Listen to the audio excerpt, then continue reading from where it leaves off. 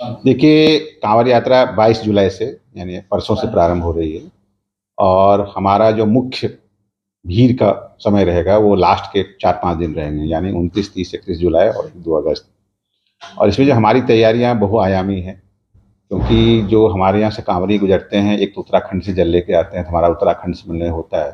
और फिर जो कांवड़ी हमारे जोन से होकर गुजरते हैं, वो हरियाणा भी जाते हैं, राजस्थान भी जाते हैं, दिल्ली भी जाते हैं।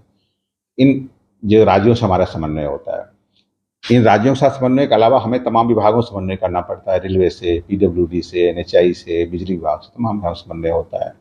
उसकी भी हम लोग तैयारी कर रहे हैं। इन तैयारियों के क्रम में आपने देखा होगा कि देहरादून से पहले हमारी 1 जुलाई को मीटिंग हुई थी। फिर 6 जुलाई को यहाँ पर मेरठ में मुख्य सचिव और डीजीपी साहब आए थे, हम लोगों ने मीटिंग की। उस मीटिंग के अलावा हम लोगों ने सब जगह, सभी जिलों में अलग अलग डीएम एसपी ने सभी विभागों में मीटिंग की है। हम लोग कांवड़ रूट का भ्रमण किया है। आप कल से देख रहे हैं, कल से आईजी और कमिश्नर बागपत गए थे, आज हापुड़ गए हैं, आज बुलंदशहर जाएंगे, वहाँ कांवड़ रूट का भ्रमण करेंगे, लोगों से मीटिंग करेंगे। तो एक तो हमारी तैयारी का एक क्रम ये है। दूसरा क्रम ये है कि इस पूरे कांवड़ यात्रा के दौरान ट्रैफिक डायवर्जन ये हमारे लिए बहुत इंपॉर्टेंट होता है। तो 22 जुलाई से हम लोग हेवी ट्रैफिक का डायवर्जन कर रहे हैं, लेकिन मेरठ शहर के व्यापारियों की सुविधा को ध्यान में रखते हुए हम लोग रात में उनको 1-2 घंटे का विंडो दे रहे हैं, जिसमें उनका माल आ सके, अनलोड हो सके, और जो माल बाहर जाना लोड भी हो सके। ये हम लोग 22 जुलाई से 27 जुलाई तक देंगे। 28 से फिर ये विंडो भी नहीं दे पाएंगे। फिर 28-29 के आसपास से हम लोग का लाइट व्हीकल और मीडियम व्हीकल का भी जैसे डायवर्जेंस प्रारंभ होगा। ये हमारे लिए इम्पोर्टेंट है। सर, सरकार की तरफ से जो नई गाइडलाइन आई है उसके बारे में नाम डिस्प्ले करने वाला आदेश हुआ है, उस पर क्या कुछ तैयारी है? देखिए, ये कोई नई गाइडलाइन नहीं है। ये पिछले वर्ष भी मुजफ्फरनगर में ये कार्यान्वित की गई थी, और इस गाइडलाइन के पीछे की जो पृष्ठभूमि है, ये आपको और आपके चैनल के माध्यम से आपके दर्शकों को जानना जरूरी है कि जो कांवड़ रूट है मुजफ्फरनगर में सबसे बड़ा है। कांवड़ रूट पर जैसा भी हमने बताया कि सभी राज्यों के लोग आते हैं, उत्तर प्रदेश के अलावा हरियाणा के लोग भी आते हैं, राजस्थान के लोग आते हैं, दिल्ली के भी लोग आते हैं। जब कांवड़िए इस रूट पर चलते हैं तो उनकी तमाम धार्मिक भावनाएं होती हैं, धार्मिक संवेदनशीलताएं होती हैं। एक ऐसी घटना हुई जिसमें कि मुजफ्फरनगर में एक ढाबे में कांवरियों ने भोजन ग्रहण किया था। ये सोच के, ये विश्वस्त होकर भोजन ग्रहण किया गया था कि बाहर जो नाम था वो हिंदू होटल टाइप का नाम था।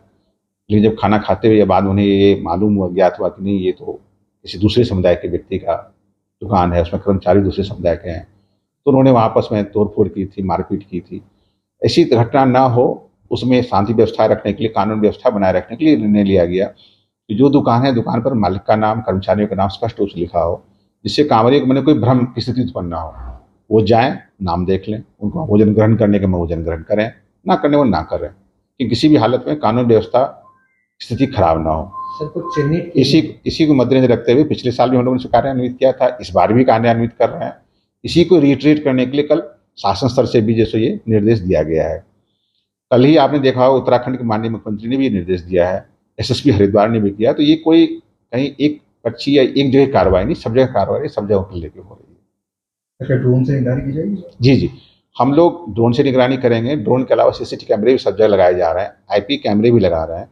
और इस बार एक्स्ट्रा ये कर रहे हैं कि जो आईपी कैमरे से हमारे विजुअल है, विजुअल फीड हमें मिल जाए, जैसे कि मुजफ्फरनगर और हरिद्वार के बीच में फीड का आदान प्रदान होता रहेगा, जिससे मुजफ्फरनगर वाले जो सबसे पहले हरिद्वार से लोग आते हैं उनको पता रहे कि हरिद्वार में कितनी भीड़ है, कितनी भीड़ वहाँ से चली है, कितने कांवड़े हैं, उसके अनुसार हम ट्रैफिक का रेगुलेशन कर सकते हैं। सर, हेलीकॉप्टर से कुछ वर्षा ये शासन स्तर पर निर्णय लिया जाएगा कब होना है, और माननीय मुख्यमंत्री ने कहा भी है वो जरूर होगा। जिस तरह से सूचना आएगी आप लोग सामने शेयर कर लें।